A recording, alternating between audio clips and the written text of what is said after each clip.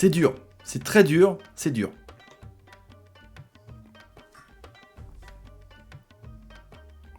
Salut à tous, footeuses et footeux de famille, c'est Thomas, 3-0 pour les Marseillais, contre eux évidemment avec City, avec Gundogan, Foden et l'ami Sterling. C'est dur, Marseille qui a toujours 0 points, Marseille qui ne gagne toujours pas en Champions League. On va parler de ça les amis, avec évidemment une équipe pas au niveau, faible.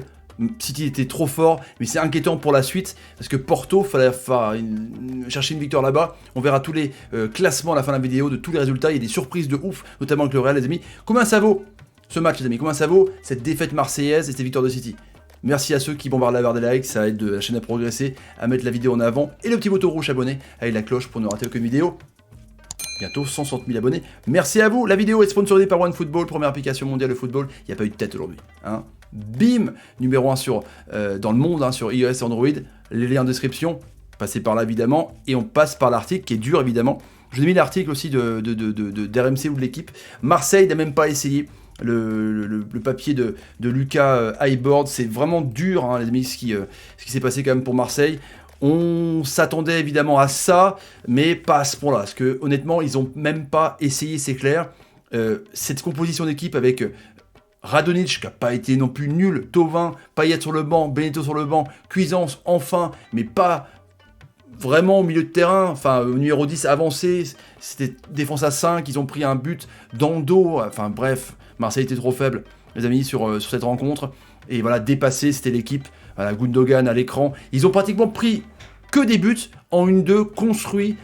City n'a jamais été en danger. Il y a eu peut-être 2 frappes pour l'OM.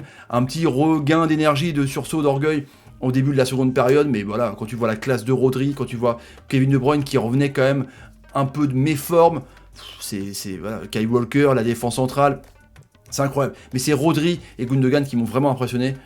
C'était ouf. KDB aussi, évidemment, qui a fait 2 passes D. Ce que je veux dire, c'est que Marseille, là, il y avait 1, 2, 3 classes d'écart. Et ça va être compliqué, les amis, franchement, contre Porto. Dites-moi en commentaire ce que vous en pensez là-dessus pour les Marseillais. Avec donc Mahrez qui est rentré, qui a fait du bien aussi, qui a bien lancé sur le 3e but. Non, honnêtement, quand tu vois le banc en plus, quoi. Alors, est-ce que c'est une faute d'AVB d'avoir tenté de jouer à 5? Non. Par contre, c'est une faute de prendre des buts dans le dos quand tu es à 5 derrière.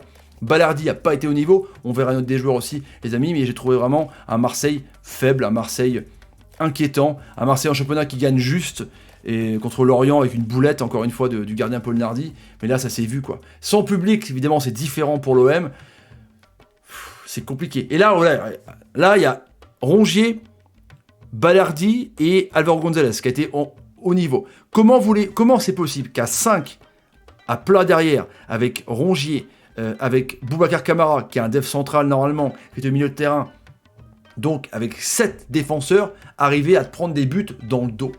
Comment c'est possible? Je comprends pas.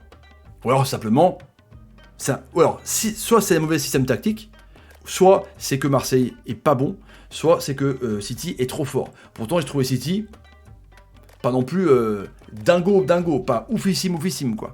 Mais comment prendre un but comme ça? Franchement, les amis, puis après, Sterling s'est baladé, l'image elle est affreuse, quoi, que Mandanda, dès le 1-0, là, au bout de 8 minutes de jeu, il prend un but, il était abattu total. Dès le début, ils ont siégé complet dans la défense olympienne. C'est compliqué. Tu sentais déjà que Marseille allait souffrir et ça allait être très très long. Pourtant, il n'y avait que 1-0. Pendant un moment, ils auraient pu essayer autre chose. Moi, ce qui m'a dérangé avec eux, c'est qu'ils ne sont pas rentrés dans le lard. Sur les stats à la mi-temps qu'on a vu en live, il y avait 0 carton jaune et 2 fautes. Même City avait plus de fautes que Marseille. Quand tu as des déficiences, un déficit technique, on est d'accord, et ben rentre dans le lard. Fais du Cochoneros, fais du Diego Simeone, bim, quoi. Les laisse pas jouer. Là, tu les regardais en spectateur. T'étais au cinéma, frérot. T'étais comme ça. Non, sérieux. 0 faute, 0 carton jaune, et 2 fautes, quoi, à la mi-temps, quoi. Un match comme ça, où t'es moins fort que l'autre, tu dois au moins être à 10-15 fautes. Je dis pas qu'il faut évidemment faire des bouchées, mais pas regarder les joueurs. Pas possible, quoi. C'est impossible, les amis. Franchement, c'était...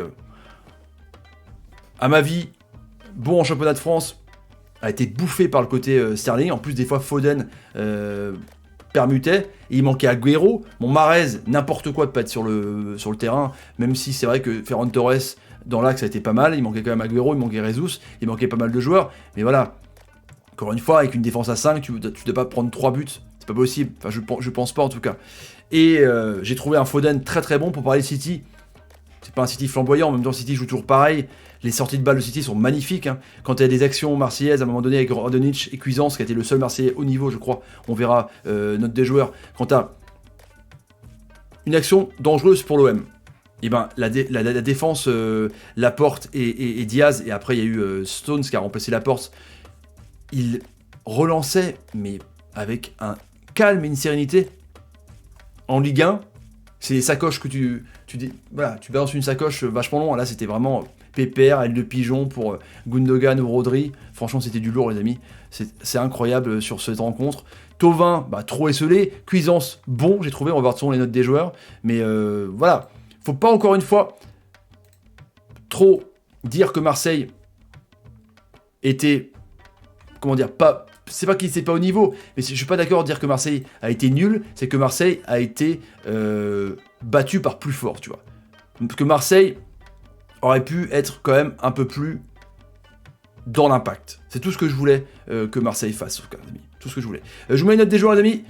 Bougez pas, note des joueurs. Mais en tout cas, elles vont pas être bonnes à cette défense à 5, totalement pourrie. Mais en tout cas, je pense que les Marseillais contre Porto, dites-moi en commentaire ce que vous en pensez. Est-ce que Porto, pour vous, est plus faible que Marseille? La bonne nouvelle ou pas, c'est que l'Olympiakos a perdu contre Porto, avec Oliveira et Vieira. Donc est-ce que c'est une bonne nouvelle ou pas? On ne sait pas, les amis. En tout cas, je vais vous mettre les notes des joueurs. Vous allez voir quand même que c'est pas ouf, mais il y a quand même des enseignements avec Cuisance. Cuisance, il ne faut plus qu'il bouge. Voilà. Cuisance, il ne faut plus qu'il bouge. Voilà, les notes sont là, les amis, avec Sebandanda 5,9. Pauvre, 3 buts. Amavic et Tachar, sur côté gauche, ils ont souffert. Côté Sterling, évidemment, Kyle Walker, ça montait beaucoup. Bellardi, je trouve vraiment pas au niveau. Il a marqué un but, mais c'est une boulette de Nardi contre Lorient. Voilà.